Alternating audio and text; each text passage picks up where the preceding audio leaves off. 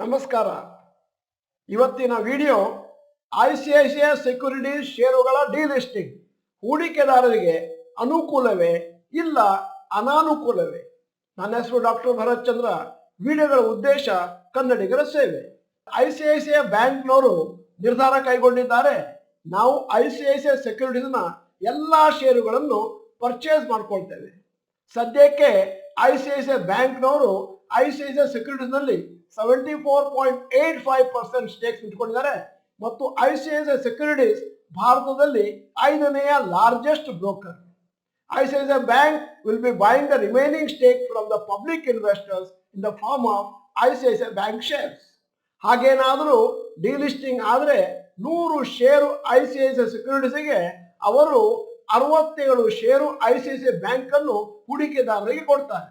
ಈ ಪ್ರಾಸೆಸ್ ಆಗಬೇಕು ಅಂತಂದ್ರೆ RBI, stock exchange, regulators, share holders ಇಷ್ಟು ಜನರದ್ದು ಅಪ್ರೂವಲ್ ಬೇಕಾಗುತ್ತೆ.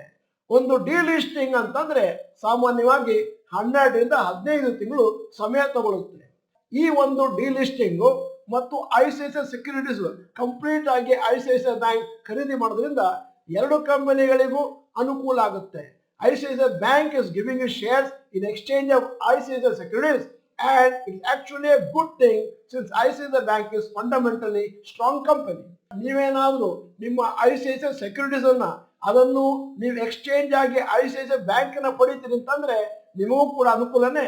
ಯಾಕಂದ್ರೆ ಐಸಿಐಸಿಐ ಬ್ಯಾಂಕ್ ಒಂದು ಫಂಡಮೆಂಟಲಿ ಸ್ಟ್ರಾಂಗ್ ಕಂಪನಿ ಮತ್ತು ಮುಂದಿನ ದಿನಗಳಲ್ಲಿ ಏನಿದ್ದರೂ ಮೇಲಕ್ಕೆ ಹೋಗುವಂತ ಒಂದು ಶೇರ್. ಸಾಮಾನ್ಯವಾಗಿ ಒಂದು ಪದ್ಧತಿ ಏನು ಅಂತಂದ್ರೆ ಡಿಲಿಸ್ಟಿಂಗ್ ಟೈಮ್ ನಲ್ಲಿ ಅದೇನು ಮಾರ್ಕೆಟ್ ರೇಟ್ ಇದೆಯೋ ಅದಕ್ಕಿಂತ ಜಾಸ್ತಿ ಕೊಟ್ಟು ಆ ಇನ್ನೊಂದು ಕಂಪನಿಯವರು ಅದನ್ನು ಪರ್ಚೇಸ್ ಮಾಡ್ತಾರೆ. ಯಾಕಂದ್ರೆ ಜನರಿಗೆ ಅನುಕೂಲ ಆಗ್ಲಿ ಅಂತ. ನೀವು ಡಿಲಿಸ್ಟಿಂಗ್ ಪ್ರಾಸೆಸ್ ಅನ್ನ ಸೂಕ್ಷ್ಮವಾಗಿ ಗಮನಿಸಿದ್ರೆ ಇದು ಆಲ್ಮೋಸ್ಟ್ ಲಿಸ್ಟಿಂಗ್ ಪ್ರಾಸೆಸ್ ಆಪೋಸಿಟ್ ಆಗುತ್ತೆ. ಅಂದ್ರೆ IPO ದಲ್ಲಿ ಒಂದು ಲಿಸ್ಟಿಂಗ್ ಆಗುತ್ತಲ್ಲ, ಎಕ್ಸಾಕ್ಟ್ಲಿ ದ ಆಪೋಸಿಟ್. ಆದರೆ ಇಲ್ಲಿ ಲಾಂಗರ್ ಟೈಮ್ ಬೇಕಾಗುತ್ತೆ. ಯಾಕಂದ್ರೆ ಎಲ್ಲ ಅಥಾರಿಟೀಸ್ ಮತ್ತು ಶೇರ್ ಹೋಲ್ಡರ್ಸ್ ಪರ್ಮಿಷನ್ ಕೂಡ ಬೇಕಾಗುತ್ತೆ. ಅಕಸ್ಮಾತ್ ಈ ಡಿಲಿಸ್ಟಿಂಗ್ ನಲ್ಲಿ ಐಸಿಐಸಿಐ ಸೆಕ್ಯೂರಿಟೀಸ್ ಶೇರಿನ ಬದಲಾಗಿ ಐಸಿಐಸಿಐ ಶೇರು 67 ಏನು ಕೊಡ್ತೇವೆ ಅಂತ ಹೇಳಿದ್ದಾರೆ, 100ರ ಬದಲಾಗಿ 67 ಅದೇನಾದ್ರೂ ಅಟ್ರಾಕ್ಟಿವ್ ಅಲ್ಲ ಅಂತಂದ್ರೆ ಶೇರ್ ಹೋಲ್ಡರ್ಸ್ ಇಂತಹ ಒಂದು ಡಿಲಿಸ್ಟಿಂಗಿಗೆ ಒಪ್ಪಿಕೊಳ್ಳುವ ಚಾನ್ಸಸ್ ಕಮ್ಮಿ ಇದೆ. ಆದರೆ ಇಲ್ಲಿ ಇನ್ನೊಂದು ವಿಚಾರವನ್ನು ಗಣನೆಗೆ ತಗೊಂಡ್ಬರ್ಬೇಕಾಗುತ್ತೆ.